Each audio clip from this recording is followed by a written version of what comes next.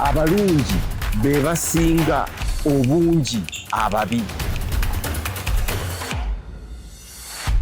Abatulaba mwebale nnyo okulaba Dream TV program. Abalungi be basinga obungi ababi. Nebaza mwenna abali ku Dream TV mu ngeri y'obuweereza Impact FM. Mwenna mwebale nnyo gye mutuusaako engalo. Victory mwebale nnyo emirimu gyonna gye mukola n'egyo ddala gigenda mu maaso kaakati. Era olw'ensonga eyo bino bye njagala okwogerako olunaku olwaleero nti tutuuse mu kiseera ekirina ebintu bina omulundi gumu kumpi mu kiro oba mu biro bye bimu. Ye Christmas, ne tuba n'okulonda ate ne tuba n'enkomerero y'omwaka nga mutujja okuzingira ne Passover. Ebintu bino byonna ebina kansooka embiddemu nti tulina Christmas, tulina emirimu egyo egy'obuweereza ekigenda mu maaso ekigo, then ne tuba ne New Year omwaka omupya, then ne tuba n'okulonda elections. Byonna ebintu ebyo birina ekintu kimu mu common nti byonna byetaaga kukyusibwa oba byonna bigenda kukyusibwa kudda bujja. Lwaki? Kansookere ku Christmas. Kristu mu kuzaalibwa kwe bwajja ne tugambibwa mu byawandiikibwa nti bwajja ebikadde byonna bifuuka kiki? Bipya. N'olw'ensonga eyo twolekedde Christmas. Mukimanye kino bannange, Bayibuli inawe eyogerera nti eby'omu nsi muno bituyigiriza eby'omu ggulu. Oba saagala nnyo kujja eyo, sinnatuuka naye nja kutuuka. Ebiro bino tulaba nti Christmas kudda bujja. Kristo yajja okutuzza obujja, era mu kukkiriza ne tufuuka ebitonde ebipya okusobola okufuna obulamu obutaliggwaawo. Kakati ne ndyoka ndeeta ate omwaka omupya, New Year, kuba tuva mu 2025 tuyingire 2026.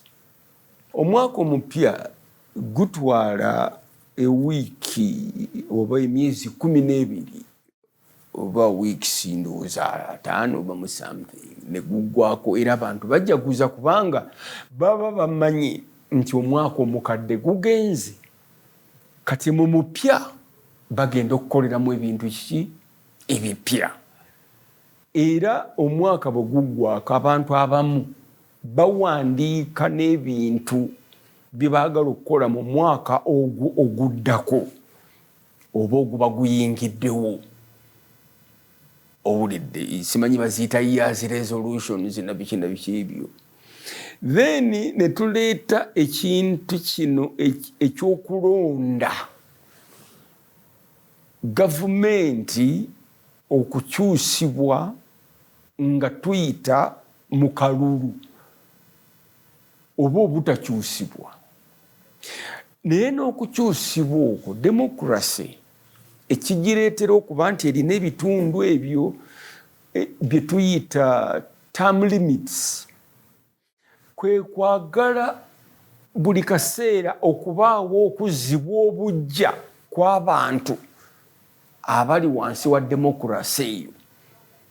Kya butonde mu bantu okuba nti buli kaseera omuntu ayagala okunyumungizibwa adde obujja oba yeeyongereyo, ebikadde abiveemu, ebisiraani ebizibu abiveemu, afune enkeera ey'enjawulo empya endala.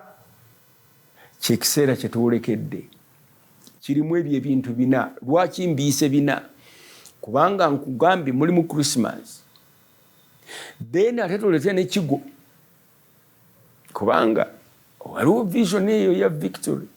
Ekintu ekyo ekizimbwa bannange kiyinza okuleeta era kijja kuleeta okuzzibwa ate obujja oba okuzzibwa obupya mu kkanisa, kubanga mbaddewo okumala ebbanga n'endaba emirembe n'ebiro by'ekkanisa nga bwe bize nga bitambula n'abasumba baakwo n'ebyobufuzi ebibayingiziddwako ebibagiddwako byonna mbadde mbiraba okuva ku baleezili abaatandika full gospel e Makerere nga tulina eŋŋombo kwolwega nti gugudde omugugu ogw'ebibi, era nakati waliwo television eyo gugudde.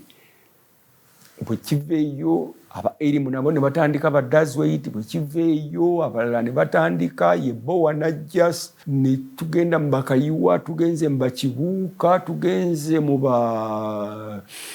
ani ono eyali muganda wa Kayanja Bishop Makumbi, ne tuvaayo ne tujja tuuto mu Bakayanja, tuutwo mu ba Morris wano ewandegeya Eden Revival, babalinda byonna ne bajja, kati ne Baserwadda ne bajja, Bakiganda nabo ne bayingira, si kwegamba ne Buguma nefuna revival. Naye nno kaakati tulina ate obubonero obugamba nti we tutuuse tulina kuzzibwa bupya mu buli ngeri, tulina kuzzibwa bupya. Nze bwe ndowooza nti eggwanga lino oba Afirika yonna okutwalira wamu kyeyeetaaga okuzzibwa obujja, tuve mu bikadde ebibadde bitunyigiriza, ebibadde bitusobedde oba ebibadde bitusobyeko, kubanga kaakati tuyingidde, tugenda okuyingira ekiseera nze kyempita spiritual enlightenment. Spiritual omwoyo enlightenment. Enlightenment nno za ngeri bbiri. Waliwo physiological enlightenment, eyo yeyo omubiri n'omanya nti ekiseera kyonna okuva enjiri yatandika gugudde omugugu ogw'ebibi okutuuka olwaleero tubadde ku physiological enlightenment, nti enkya tojja kuba kyekimu, enkya ojja kutambula, enkya ojja kugaggawala, bw'oba obadde muziberaba.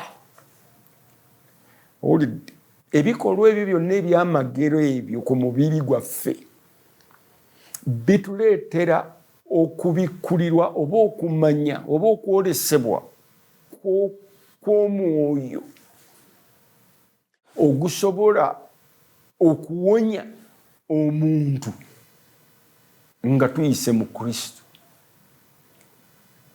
ng'abadde omulema atambule, abadde omuzibe n'akola ki? N'alaba. Now that is physiological enlightenment. Kaakati tugenda okuyingira mu kye tuyita spiritual enlightenment.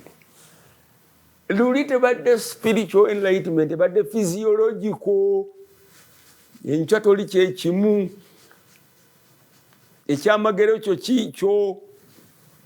Enjiri erabika egenda ate okukyusibwa edde ku musingi oguli spiritual enlightenment. Kikyo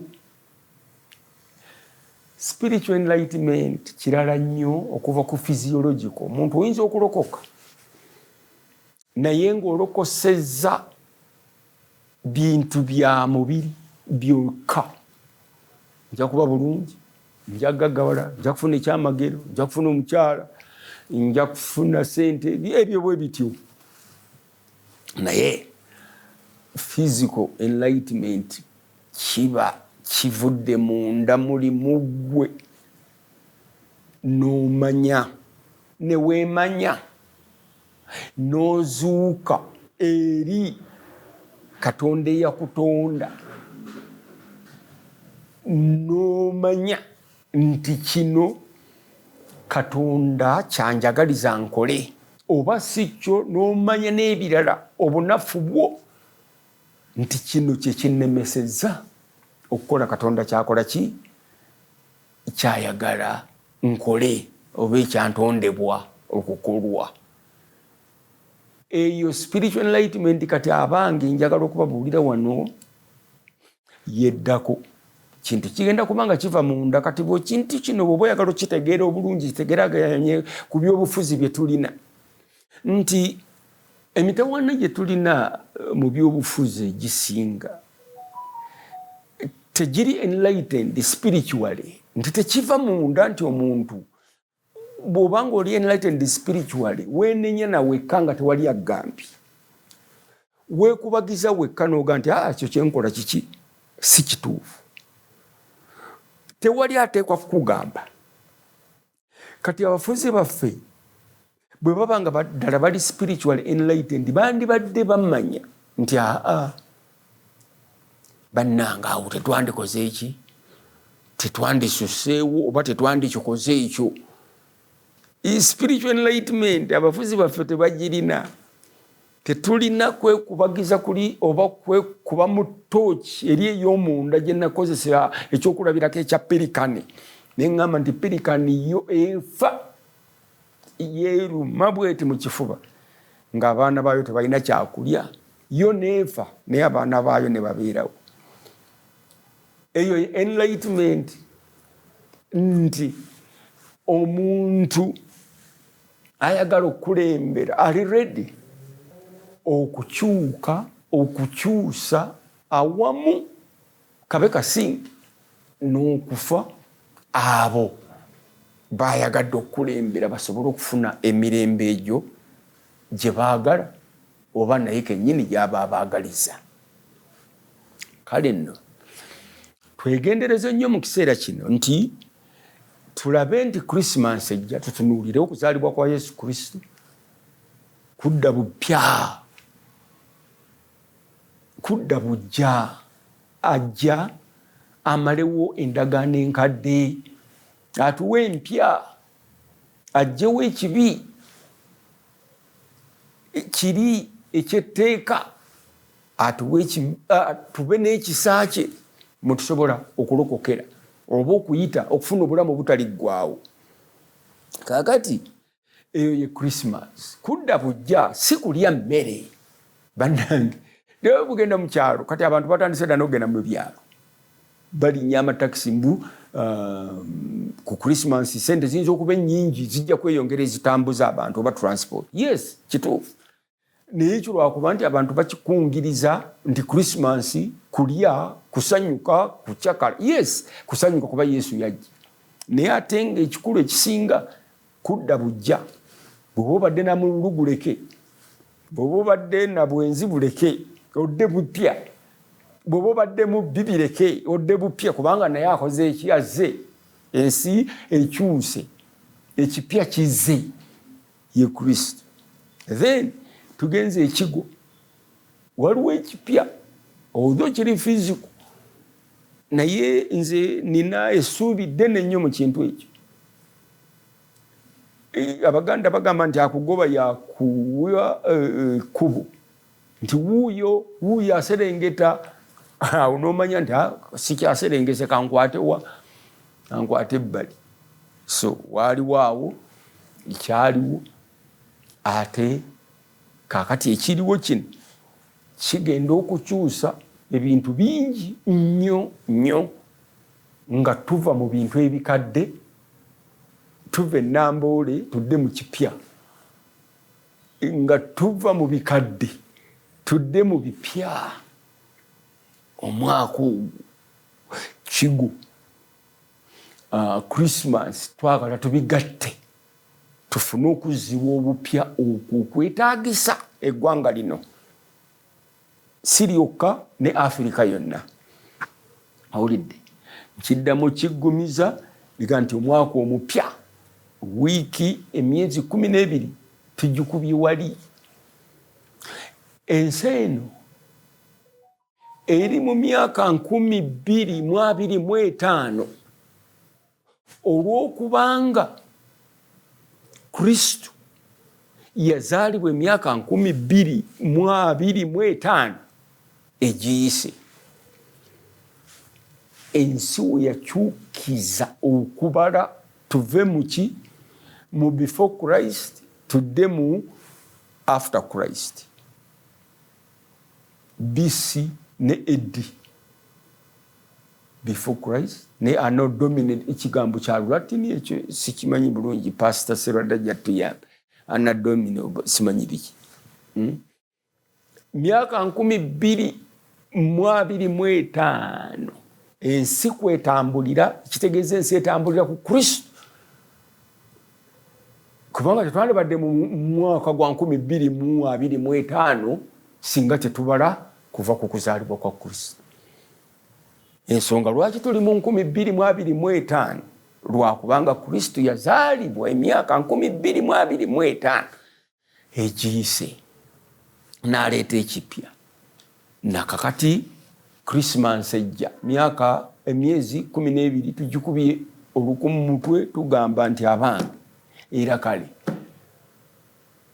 ekijja kiki ekiddako. Katonda ayogera ki ekiddako? Akuleetedde kigo omanyi ekiddako kubanga enjiri ejja kubwerayo. Then akuleetedde omwaka omupya manyi ekiddako. Kola resolution zizendala kakati tukyuke.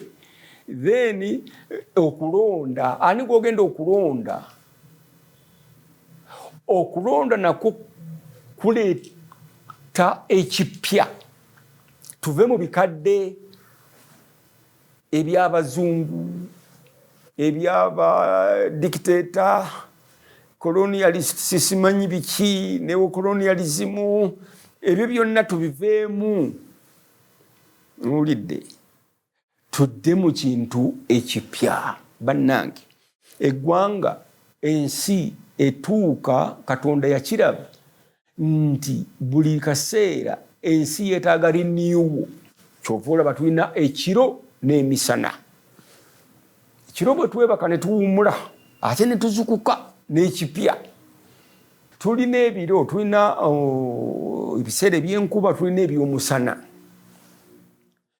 Kuleeta ekipya buli kaseera, renewal buli kaseera. Babadde mu musana kati tubawa enkuba. Era kakati kyekiriwo. Uganda ebaddewa? Ebadde mu kizikiza nti kali katugiwe kiki ekitangaala. Uganda ebadde mu kitangaala nti kali katujongera amaanyi nate. So tukkirizaganye ffenna mu kulonda okujja. Bannange, tunoonye ekyo ekikiikiriddwa Christmas, ekikiikiriddwa omwaka okuggwako, ekikiikiriddwa okulonda okwo, ekikiikiriddwa entandikwa ya kigo. Twagala ekipya oba nedda? Ekiseera kituuse tujaguze Christmas nga tujaguza Kristu. Naffe ekiseera kituuse politically tujaguze nga tukyusiza ebikadde, tufunye ekipya. Ye ekipya ani akirina? Kyagulanyi yalina ekipya, Mao yalina ekipya, Museveni yalina ekipya, Amuriati yalina ekipya, Waswabirigwa mukwano gwange yalina ekipya.